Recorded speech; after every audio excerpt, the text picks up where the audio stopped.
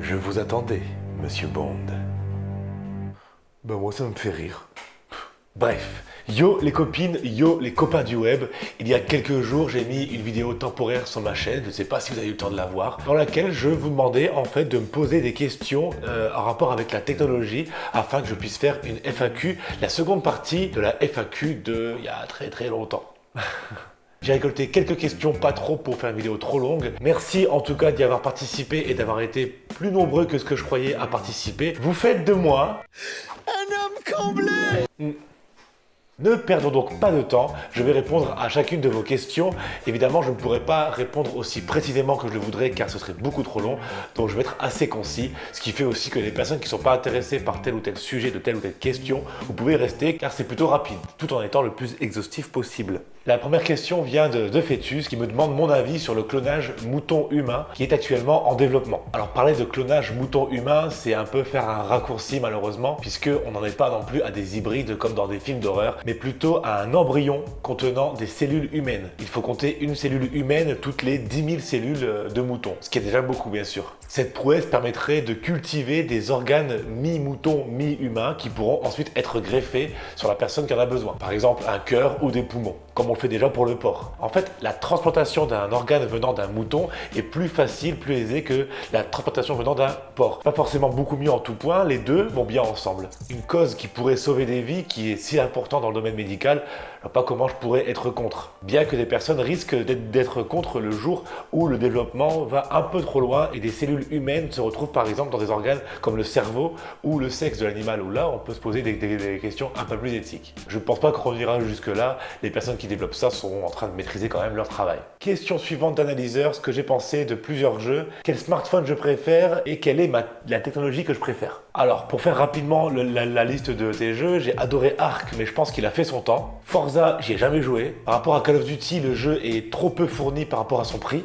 Star Wars, j'y ai pas joué, mais je regrette d'avoir loupé le coche. Concernant mon smartphone préféré, je pense que ça va être celui que j'ai actuellement, le OnePlus 6, parce c'est un excellent rapport qualité-prix. J'ai déjà donné mon avis sur Twitter, mais je pense qu'on peut trouver mieux. C'est mon smartphone préféré parce que moi, il a tout ce que je recherche, quelques défauts, mais j'ai un attachement pour la marque et le design qui est entièrement personnel. Donc pour moi, c'est mon smartphone préféré. C'est pas le meilleur smartphone, je pense que le meilleur smartphone, ça se joue dans des gammes supérieures, mais en tout cas, c'est celui qui me convient le plus.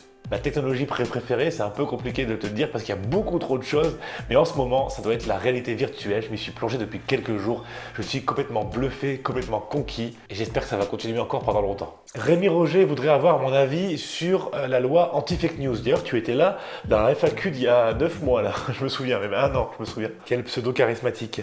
Alors, Rémi Roger, je peux t'appeler Rémi ?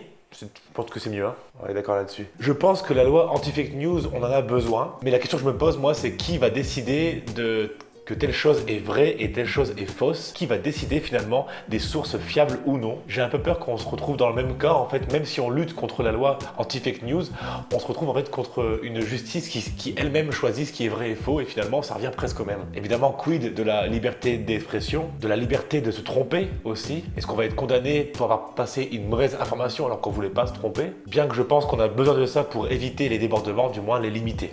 Kosraku me demande si je pense que nous allons atteindre la limite de nos ressources sur Terre, arrêtant toute progression technologique. Oui, clairement, sauf si nous arrêtons notre progression qui est beaucoup trop rapide avant justement cette limite. Tous les produits qu'il y a autour de moi, qu'il y a sûrement autour de vous, coûtent déjà cher à celui qui l'achète, mais coûtent encore plus à la planète sur laquelle nous nous trouvons. Les usines produisent beaucoup trop rapidement et l'avancée technologique est beaucoup trop rapide. Les ressources qu'on a nous sur Terre ne suffisent pas et on continue encore à les ponctionner de jour en jour, faisant saigner la planète de génération en génération et également saigner des êtres humains, puisque je vais pas pourrir l'ambiance ici sur cette chaîne, mais ça coûte également des vies humaines, tout ça.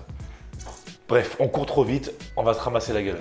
Allez, on rehausse un petit peu l'ambiance avec Baptiste qui me demande pour moi quel est le meilleur jeu vidéo récent. Merci pour ton petit commentaire qui suit.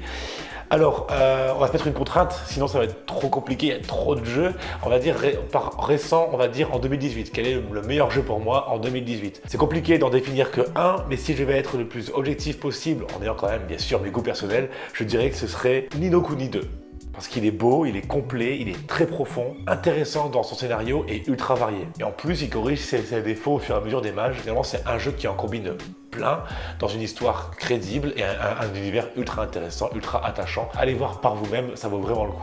Je vais pas développer non plus, mais voilà, c'est peut-être mon jeu préféré de cette année pour l'instant. Allez, on va changer un petit peu de décor, un petit peu de lumière, parce que bon, je commence un petit peu à me lasser, hein, pas vous? En fait, j'ai parlé un peu trop vite. Le montage prend un peu plus de temps et surtout la vidéo est un peu plus longue que ce que je croyais. Donc je pense qu'elle va durer une dizaine de minutes, donc je vous l'ai séparé en deux parties. Donc je vais voir, soit je fais la seconde partie la semaine prochaine, ou alors dans la semaine comme ça, pouf, qui va arriver en surprise si j'ai un peu plus de temps. M'en voulez pas, hein, je fais au mieux. J'espère que vous avez aimé, hein. Dans la partie 2, on va encore parler un peu de sujets de technologie par-ci par-là, un tout petit peu de moi, et puis aussi de ma façon de travailler, mon setup que vous voyez ici, tous ces produits. On va en parler un petit peu en détail, mais voilà, rapidement, parce que tout ça va changer. Je vous présenterai dans une vidéo dédiée au setup. Ça roule? Comme d'habitude, Discord, Twitter, je suis super actif sur Twitter pour parler avec moi, échanger. Donc venez suivre, les liens sont en description. Et puis abonnez-vous si vous découvrez la chaîne par le biais de cette vidéo. Tous les sujets qui viennent d'être effleurés sont développés chaque semaine dans une vidéo de 5-10 minutes. Allez, bonne semaine à vous, et puis à très vite. Cheers! La gueule!